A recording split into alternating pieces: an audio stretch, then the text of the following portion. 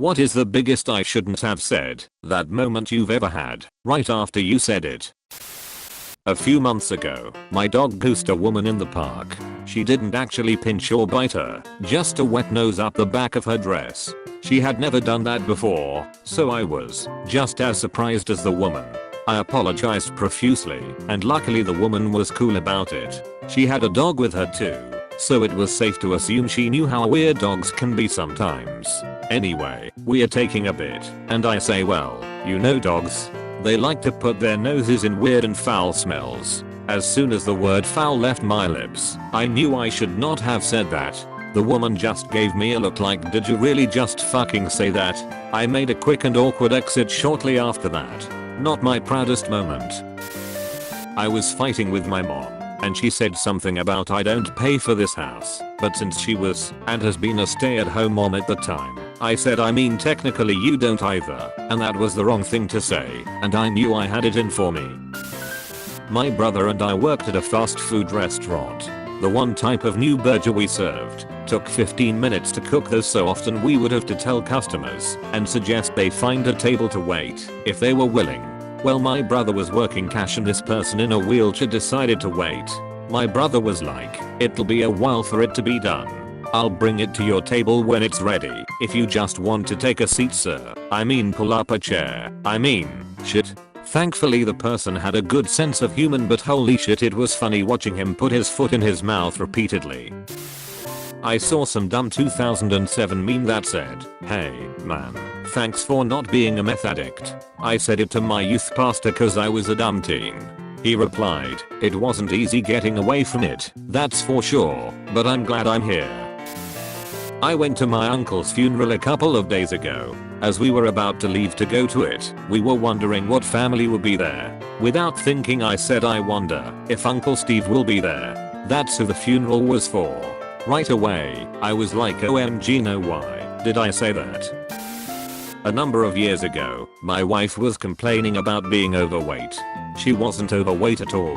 In an attempt to comfort her, I put a hand on her shoulder and said back, quote, you'd be perfect if I was blind.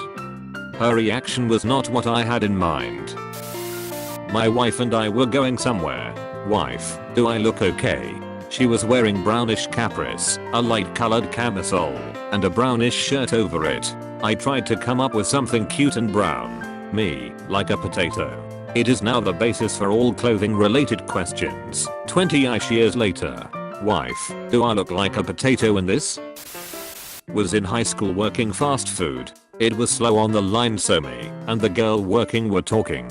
She was complaining about her weight, so without really thinking I said, oh come on, you're not that fat, and knew how badly I had screwed up before finishing the sentence. She stormed off. In my defense, she really wasn't that fat. I was in the car with my parents and my mom turned around and told me to put my seatbelt on.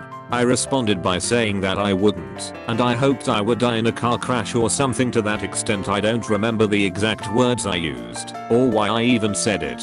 The whole car went silent, as if the initial comment I made wasn't bad enough, as I painfully remembered that my father's first wife and unborn child were killed in a car accident on their wedding night some 40 years ago.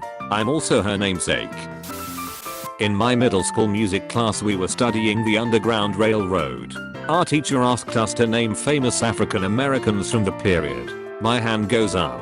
Now, I had the image of Harriet Tubman in my mind.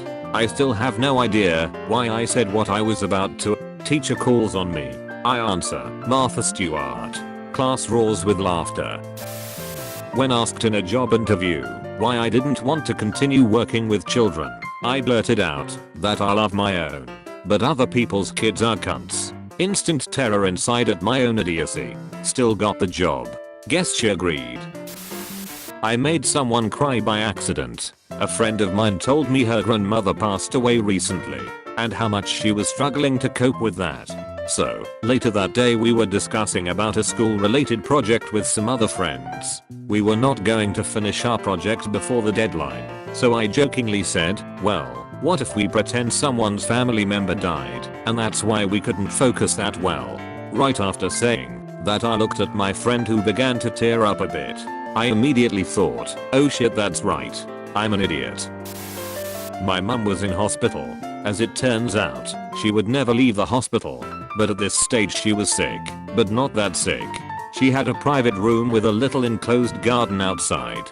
She had a blue-tongued lizard who lived in the garden, and she would pass her long days watching the lizard scurry around and catch bugs and lazing in the sun. She would tell us every time we visited what the lizard had been up to, the funny things it had done, and made her smile during the day. She lit up when telling me about its adventures. One day when I came in to visit, the blue tongue was out the front of her room in the car park. It had been hit by a car and killed. I went to visit mum, and she was very sad. She hadn't seen her friend the lizard all day. I said to her, oh yeah, I saw him out in the car park. He won't be back. He got run over by a car. As soon as I said it, I tried to suck the words back in, but I couldn't. Her face crashed. She was crushed. I tried to say maybe it was another lizard, or that her lizard would be back, but it was no good. The damage was done. A week later she died. She had been in the hospital for 3 months, and was getting better they thought. But this day, she just died. They thought she had just given up. That was in 1996, 22 and a bit years ago. And I still wake from sleep thinking about that. I still shudder every time I recall how stupid I had been. I'm now a 50-year-old man, and I can never and will never forgive myself for that stupid statement. It still makes me cry. During my wedding ceremony I said with lusting devotion instead of lasting devotion. I mean, both phrases work. I don't mind having to commit to lasting devotion for the rest of my married life. I was a groundskeeper at a school, and I was talking to a few students about my dog. They were asking all sorts of questions. I was trying to dodge their questions, but I let slip that what the dog is guarding is between Professor Dumbledore and Nicholas Flamel. Was standing behind the lady checking out at Walmart.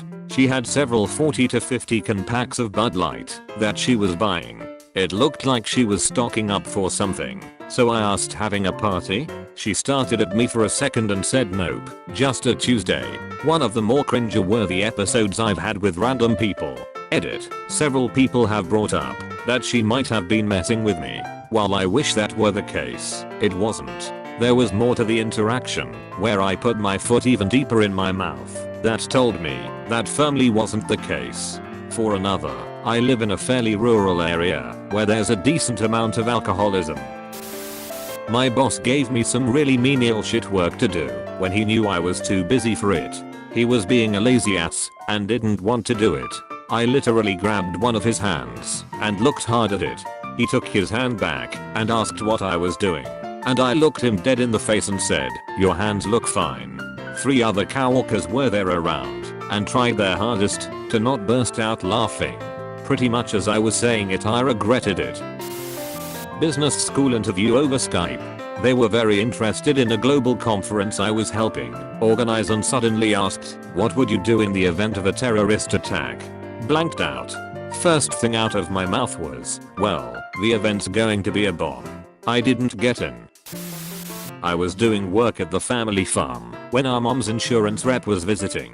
I overheard them explaining her benefits, that the insurance will pay out at death or age 100. Mom, I'm pretty sure my time will come before I'm 100. Me, if not, we'll just take you out back and put you down.